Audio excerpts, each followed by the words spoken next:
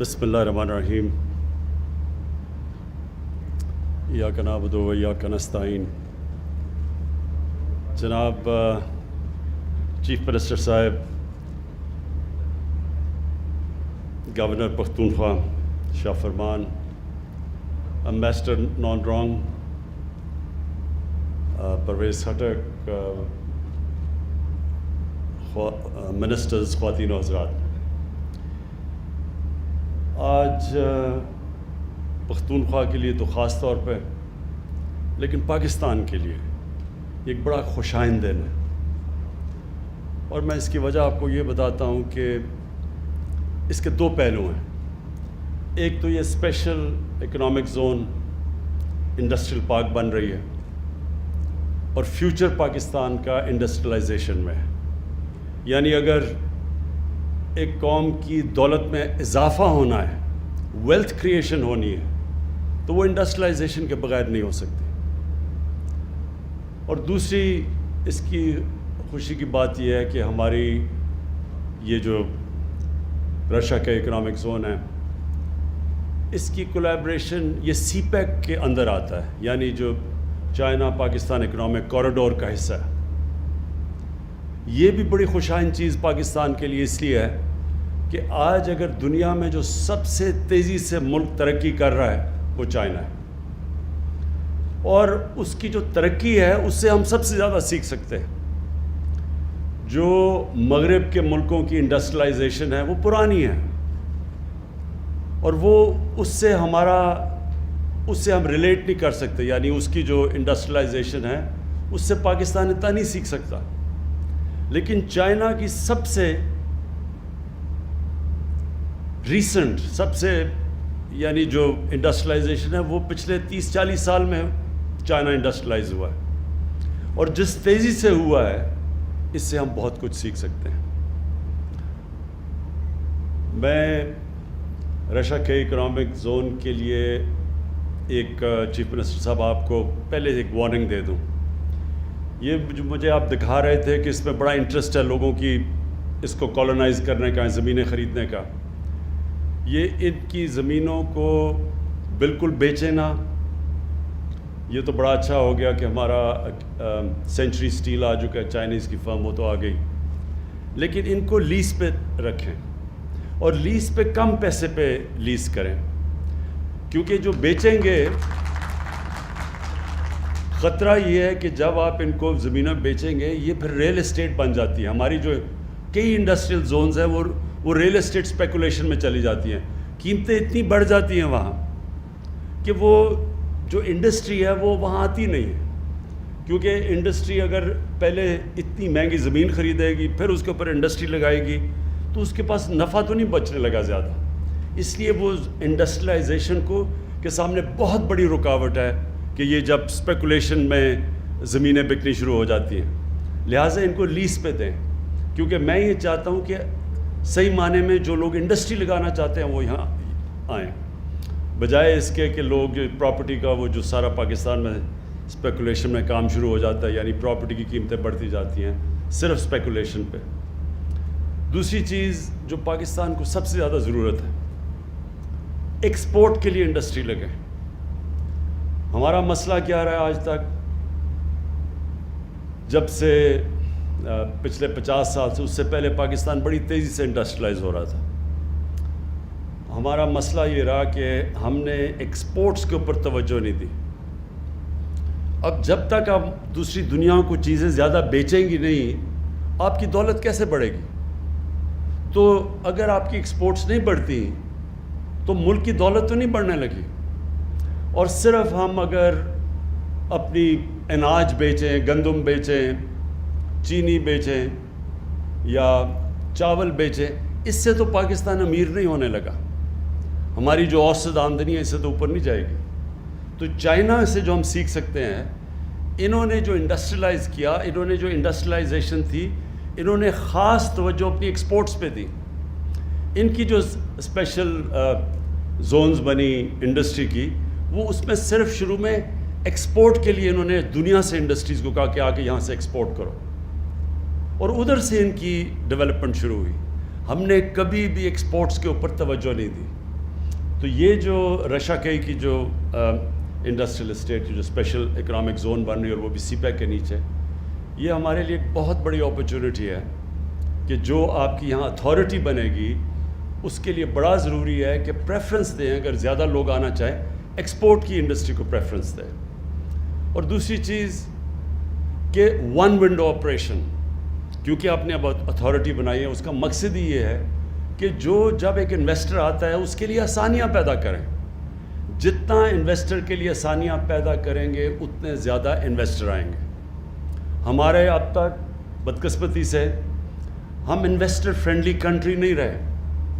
ہم انویسٹرز کے لیے آسانیاں نہیں ہم نے پیدا کی. سمپل یہ لاجک یہ ہے کہ ایک انسان، میں اگر اب میرے پاس پیسہ ہے اور میں کچھ کاروبار شروع کرنا چاہتا ہوں تو میں کاروبار تو تب شروع کروں گا اور اس میں سے مجھے نفع ملے گا. میں خیرات کے لیے تو کاروبار نہیں لگاتا. تو انویسٹر ادھر آتا ہے جدھر اس کو پروفٹس ملیں. تو پروفٹس ملنے کے لیے گورنمنٹ کا کام ہے ان کے لیے آسانیاں پیدا کریں، اور یہ جو اسپیشل اکنامک زونز ہیں ان کے اندر انسینٹیوائز کریں. اس وقت چائنا کے اندر بہت ان کی انڈسٹری ہے، کیونکہ ان کی جو لیبر کی قیمتیں ہیں جو وہ اتنی اونچی بڑھتی جا رہی ہیں کہ ان کی بہت سی انڈسٹری ہیں جو اب دوسرے ملکوں میں جا رہی ہیں جدھر مزدوروں کی کم قیمت ہے، یعنی لیبر کی تنخواہیں کم ہیں. بنگلہ دیش جا رہی ہیں، ویتنام جا رہی ہیں. تو ہم پوری اب کوشش کر رہے ہیں، میری گورنمنٹ پوری کوشش کر رہی ہے کہ ہم ان کو وہی انسینٹیوز دیں تاکہ وہ بجائے ادھر جانے کے پاکستان آئیں. کیونکہ ہمارے اس وقت پاکستان ایک اٹریکٹیو جگہ بن سکتی ہے. صرف ہمارا مسئلہ یہ ہے کہ وہ جب انویسٹر آتا ہے تو ہم اس کے لیے اس طرح کی آسانیاں نہیں پیدا کرتے، اس کی رکاوٹیں نہیں دور کرتے. تو وہ بھی ہماری پوری بورڈ آف انویسٹمنٹ کے ساتھ ہم بیٹھ کے، اور میں خود پرائم منسٹر آفس خود، اب ہماری پوری کوشش یہ ہے کہ جو ایک تو انسینٹیوائز کریں تاکہ ہم اٹریکٹ کریں باہر سے بھی، اپنے لوگوں کو بھی، اپنے جو انڈسٹری لگانے والے ان کو بھی ہم اٹریکٹ کریں اور ان کو انسینٹیوائز کریں. کوئی ضرورت نہیں کہ پاکستانی جا کے اب دبئی میں بھی فیکٹریاں لگا دیتے ہیں، بنگلہ دیش بھی کئی ملیشیا چلے جاتے ہیں. تو پاکستان میں کیوں نہیں انویسٹ کرتے؟ اور اس کی بہت بڑی وجہ یہ ہے کہ ہماری ذہنیت ابھی تک یہ نہیں رہی کہ ہم انویسٹر کو اٹریکٹ کریں، اور اس کو اتنے ہم چکر دیتے ہیں، وہ کبھی اس آفس میں، کبھی فلانے آفس میں، کبھی کوئی رکاوٹ آ جاتی ہے اور وہ پھر اینڈ میں چھوڑ کے چلے جاتے ہیں. تو میری پوری کوشش یہ ہے کہ میری گورنمنٹ کی اب سوچ ایسی ہو کہ سب سے زیادہ بڑا وی آئی پی وہ ہے اس ملک میں جو نوکریاں پیدا کرتا ہے، جو ملک کی ایکسپورٹس بڑھاتا ہے، جو انڈسٹری سیٹ اپ کرتا ہے. اس کے لیے ہم اس کے لیے آسانیاں پیدا کریں.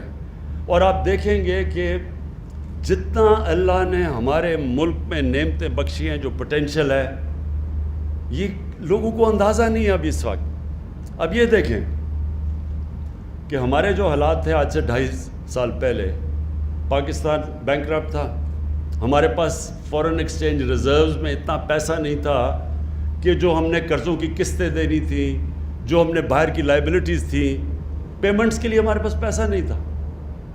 اور بڑی مشکلوں سے ہم نے وہ وقت گزارا. ہمارے دوست ملک جس میں سب سے پہلے چائنا، پھر سعودی عربیہ، پھر UAE، یہ اگر ہمیں اس وقت فنڈ نہ کرتے تو پاکستان تو بینکرپٹ ہو گیا تھا. ہم ڈیفالٹ کر گئے تھے اپنے جو لائبلٹیز تھی. اور ڈیفالٹ کا مطلب یہ، تاکہ لوگوں کو سمجھ آ جائے، ڈیفالٹ کا مطلب یہ ہوتا ہے کہ آپ کا جو کرنسی ہے وہ گر جاتی ہے، کیونکہ اب باہر سے انفلوز بند ہو جاتی ہیں، ڈالرز آنے کم ہو جاتے ہیں. اور جب روپیہ گرتا ہے تو جس طرح ہم نے دیکھا ساری چیزیں مہنگی ہو جاتی ہیں ملک میں. ساری امپورٹ، جو بھی بجلی، تیل، پٹرول، دالیں، گھی، یہ سب مہنگا ہو جاتا ہے. تو ملک میں غربت پیدا ہو جاتی ہے. تو اللہ کا بڑا کرم ہے کہ وہ بڑے مشکل وقت سے ہم نکلے. اس کے بعد ہم نے اپنی اکانومی کو اسٹیبلائز کیا اور لوگوں کو بڑی دشواریوں کا سامنا کرنا پڑا. عوام کے لیے، گورنمنٹ کے لیے وہ آسان ٹائم نہیں تھا. میں سمجھتا ہوں کہ میری زندگی کا وہ سب سے مشکل ٹائم تھا، وہ جب ہم نے 1.5 سال گزارے. پھر جیسے ہی اس سے نکل رہے تھے کرونا آ گیا. اور کرونا کا آپ دنیا میں دیکھیں کہ جدھر کرونا نے دنیا میں تباہی مچائی ہے، ہمیں تو ہاتھ اٹھا کے اللہ سے شکر ادا کرنا چاہیے کہ ہمارے ملک کو جس طرح ہم نکلیں کرونا سے، شاید ہی دنیا میں 3-4 ملک ہیں کہ جو پہلے ہی مشکل حالات میں تھے، اس کے باوجود کرونا سے جس طرح وہ نکلے ہیں، اللہ نے کرم کیا. ہماری پالیسیز تھیں. NCOC کو میں خاص طور پہ وہ ہمارا تھنک ٹینک بیٹھا ہوا تھا، ہر روز جائزہ لیتا تھا. لیکن ہم نے سب سے بڑا فیصلہ یہ کیا کہ ہم نے بڑی جلدی فیصلہ کیا کہ ہم نے لاک ڈاؤن نہیں لگانا، کیونکہ لاک ڈاؤن سے غربت پیدا ہوتی ہے، غریب کچلا جاتا ہے. امیر ملکوں میں بھی غریب لاک ڈاؤن سے کچلے گئے ہیں. تو ہمارا ملک تو پہلی مشکل حالات میں تھا. اگر ہم جو ایک وقت پہ بہت بڑا پریشر ڈال رہے تھے کہ جی لاک ڈاؤن لگا دو، کہ FIR کاٹو گے عمران خان کی وجہ سے لوگ مر رہے ہیں، وہ اگر پریشر میں آ کے لاک ڈاؤن لگا دیتا تو ہمارا وہ حال ہونا تھا جو آج ہندوستان کا حال ہے، کہ نہ کرونا سے بچنا تھا، کیونکہ غریب لوگوں کو، آپ بھوکے لوگوں کو تو آپ لاک ڈاؤن نہیں کر سکتے. آپ آدمی کو کہیں گے جی ہم آپ کو اس لیے بند کیا ہوا ہے کیونکہ بیماری نہ لگ جائے، لیکن وہ بھوک سے مر رہا ہے، وہ کتنی دیر اندر کمرے میں اپنے 4-5 بچوں سے اور فیملی سے بند رہے گا؟ وہ ہو ہی نہیں سکتا. ہندوستان میں انہوں نے کوشش کی، وہ نہیں ہوئی، تو کیسز بھی بڑھتے گئے، غربت بھی بڑھتی گئی. تو ہم نے جب فیصلہ کیا، اپنے لوگوں کو غربت سے بھی بچایا، اکانومی ہم نے بڑی جلدی کھول دی، کنسٹرکشن بڑی جلدی کھول دی، ہم نے اپنے ایگریکلچر کو بالکل روکا نہیں، اور ساتھ ساتھ ہم نے وہ جو سلیکٹیو جس کو کہتے ہیں اسمارٹ لاک ڈاؤن، اس سے اپنے لوگوں کو بھی بچا لیا. اور آج اللہ کا کرم ہے کہ ہمارے سارے مخالف خود حیران پھر رہے ہیں کہ یہ ہوا کیا ہے کہ ایک دم تقریباً 4% گروتھ ریٹ پاکستان کی جو ابھی نظر آئی ہے، وہ سب کو، کیونکہ انہوں نے پہلے تو اتنی تنقید کی تھی کہ ملک تباہ ہو گیا، تو وہ سارے حیران بیٹھے ہیں. وہ کہتے ہیں جی جھوٹ بول رہے ہیں، یہ 4% گروتھ ریٹ ہی نہیں ہے. تو میں ان کو یہ کہتا ہوں کہ میں وہ کیپٹن تھا جو نیوٹرل امپائر لے کے آیا تھا. ہم دھاندلی سے جیتنے والے نہیں ہیں، ہم نیوٹرل امپائر سے جیتنے والے ہیں انشاءاللہ. یہ ایک بڑی خوشائند چیز ہے. ملک اب اس راستے پہ نکل گیا کہ آپ دیکھیں گے کہ ہماری انڈسٹری بھی بڑی تیزی، لارج اسکیل مینوفیکچرنگ تیزی سے گرو کر رہی ہے. یہ سب سے بڑی انڈیکیٹر ہوتا ہے کہ ملک اب آگے، ملک کی دولت بڑھ رہی ہے. ہماری جو ایگریکلچر ہے اس کے اندر تاریخ بنی ہے، کیونکہ ہم نے کیا کیا کہ ہم نے جو سب سے بڑا فیصلہ کیا کہ جو ہمارے کسان تھے، ہم نے ان کو کہا کہ جو یہ شوگر ملز یہ ایک سال تک پیسے نہیں دیتی تھی جو کاشتکاروں کو، اور پھر یہ جو ان کو پرائس بھی ہوتا تھا، اگر 180 روپیہ پرائس فکس کیا گیا گنے کا، تو وہ 180 بھی نہیں دیتی تھی. وہ ایک ورڈ یوز کرتے ہیں کٹوتی ہوتی تھی بیچ میں سے، وہ 120 پہ ان کو کیش پہ فارغ کر دیتے تھے. ہماری گورنمنٹ نے ان کو کہا کہ آپ نے فوری طور پہ پیسہ بھی دینا ہے اور پوری قیمت دینی ہے. اس قیمت سے اور جلدی پیسے ملنے سے جو پیسہ گیا کسانوں کے پاس، انہوں نے اپنی زمینوں پہ لگایا. اس باری ریکارڈ پیداوار چاول کی، مکئی کی، گندم کی، گنے کی ریکارڈ پیداوار ہوئی ہے. تو ریکارڈ پیداوار اور پیسے بھی ریکارڈ ملے ہیں ان کو. اس کی وجہ سے خوشحالی آئی ہے. سارے دیہاتوں کے اندر ٹریکٹرز کی ریکارڈ سیل ہوئی ہے، موٹر سائیکلوں کی سیل ہوئی ہے، گاڑیوں کی سیلز ہوئی ہیں، فرٹیلائزر یعنی کھادوں کی سیل ریکارڈ ہوئی ہے. اس سے ہوا کیا ہے کہ سارے ملک کی اکانومی اٹھنی شروع ہو گئی اور ساتھ انڈسٹری بھی چل پڑی ہے. تو آگے میں اپنی قوم کو یہ بھی کہنا چاہتا ہوں کہ بڑا انشاءاللہ اچھا وقت آ رہا ہے. ہمارا ملک وہ جو بڑے مشکل وقت سے تھا، میں جو لوگوں کو کہتا رہتا تھوڑا صبر کرو، گھبرانا نہ، لوگ گھبرا جاتے تھے کیونکہ زندگی کبھی اسٹریٹ لائن میں تو جاتی نہیں ہے، اونچ نیچ ہوتی ہے زندگی میں. تو جب نیچ آتی ہے زندگی میں تو انسان کو صبر کرنا چاہیے. قرآن میں اللہ نے کہا ہے کہ جو انسان کی سب سے اچھی صفت اللہ کو پسند ہے مشکل وقت میں صبر کرنا. وہ کرتا ہے جس پہ اللہ کے ایمان ہوتا ہے. اور پھر قرآن کی آیت ہے کہ ہر مشکل کے بعد میں آسانی پیدا کرتا ہوں، لیکن یہ ایمان والے لوگوں کے لیے. اور اللہ کا کرم ہے کہ اب ہمارے لیے جو بہت مشکل وقت تھا وہ نکل گیا. جو میں اپنی قوم کو آگاہ کرنا چاہتا ہوں، جو اب خطرہ ہے وہ خطرہ یہ ہے کہ جیسے جیسے اب ہماری اکانومی بڑھتی جا رہی ہے، پریشر اب پڑے گا ہمارے کرنٹ اکاؤنٹ کے اوپر. کرنٹ اکاؤنٹ کا مطلب ہوتا ہے کہ ڈالر ملک میں کتنے آ رہے ہیں اور ڈالر ملک سے باہر کتنے جا رہے ہیں. ابھی تک جو پچھلے 8-10 مہینے میں ہمارا کرنٹ اکاؤنٹ جو جب ہمیں ملی تھی گورنمنٹ 2.5 سال پہلے 20 ارب ڈالر کا خسارہ تھا. پاکستان کی تاریخ کا سب سے بڑا خسارہ ہمیں ملا تھا. اب پچھلے 10 مہینے سے جو ہمارا کرنٹ اکاؤنٹ ہے وہ سرپلس پہ ہے. تو ہمارے ملک میں زیادہ ڈالرز آ رہے ہیں بنسبت باہر جانے کی, جس کی وجہ سے ہمارا روپیہ, یہ بھی پاکستان میں تاریخ پہ بڑا کم ہوا کہ پچھلے کتنے مہینے میں ہمارا روپیہ مضبوط ہوتا گیا. اور ہم کوئی مارکیٹ کے اندر اپنے پیسے نہیں, ڈالر نہیں پھینکے, خود ہی مارکیٹ فورسز سے مضبوط ہوتا گیا. اس کا مطلب ہمارے ریزروز بڑھتے گئے ہیں. تو ملک اس وقت ٹھیک جگہ پہ کھڑا ہے. لیکن خطرہ یہ ہے کہ جیسے جیسے ہماری اکانومی گرو کرے گی تو ہمیں امپورٹس کی زیادہ ضرورت پڑے گی, ہمیں مشینیں باہر سے زیادہ بلانی پڑیں گی. جب تک ہمارے ملک خود یہ چیزیں نہیں بناتا, تو خطرہ یہ ہے کہ ہماری جیسی جیسی اکانومی گرو کر رہی ہے ہماری کرنٹ اکاؤنٹ کے اوپر پریشر پڑے گا, ہمارے ملک سے زیادہ ڈالرز باہر جانا شروع ہو جائیں گے بنسبت اندر آنے کے. اس سے ہم نے اب بچنا ہے. ابھی تک تو ہمیں اوورسیز پاکستانیوں نے وہ کام کیا ہے جو کبھی پاکستان کی تاریخ میں پہلے نہیں کیا. ریکارڈ ریمیٹنسز بھیجی ہے انہوں نے ہمیں, وہ پیسہ بھیجا ہے جس کی وجہ سے بہت بڑی وجہ کہ ہمارا روپیہ مضبوط ہے. تو انشاءاللہ ہم جو اب پلاننگ کر رہے ہیں کہ جس کو کہتے ہیں سسٹینیبل گروتھ, کہ ہم جب اب اپنے ملک کو آگے بڑھائیں گے تو ساتھ ساتھ ہم نے اس کے اوپر نظر رکھنی ہے کہ ہمیں پھر کبھی IMF کے پاس نہ جانا پڑے. IMF کے پاس ہمیں اس لیے جانا پڑتا ہے کہ جب ہمارا کرنٹ اکاؤنٹ ڈیفیسٹ میں چلا جاتا ہے, خسارے میں چلا جاتا ہے, ڈالرز کی کمی ہو جاتی ہے, روپے کے اوپر پریشر پڑ جاتا ہے, لہٰذا ہمیں پھر IMF کے پاس جا کے ان سے پیسے مانگنے پڑتے ہیں. تو ہم اب جس طرح جا رہے ہیں, ہماری کوشش یہ ہے کہ یہ اور اس طرح کی جو رشیا کا اکنامک زون ہے, اس سے ایکسپورٹس ہماری بڑھیں گی. تو ہم نے وہ پیریڈ جب تک ہماری ایکسپورٹس بڑھتی نہیں ہیں اس سطح پہ ہم نے پوری کوشش کرنی ہے کہ ہم نے ہر طرح اور زیادہ تر ہم ریمیٹنسز اوورسیز پاکستانی سے, اور ہم ان کو انسینٹیوائز کریں گے کہ بینکوں کے تھرو وہ اپنا پیسہ بھیجیں. اس سے یہ ہوگا کہ جب تک ہماری ایکسپورٹس, جس طرح یہ رشیا کا اور بھی ہم نے اکنامک زون جو سی پیک کے بیچ میں بنائے ہوئے ہیں, اب جو اگلا فیز سی پیک کا ہے وہ یہ انڈسٹریل زونز کا ہے. پہلے تو کنیکٹیوٹی تھی اور پاور سیکٹر میں انویسٹمنٹ تھی, اب انویسٹمنٹ آ گئی ہے یہ اس کے اندر جو انڈسٹریل زونز ہیں, اور انڈسٹریل زون سے انشاءاللہ ایکسپورٹ شروع ہوگی.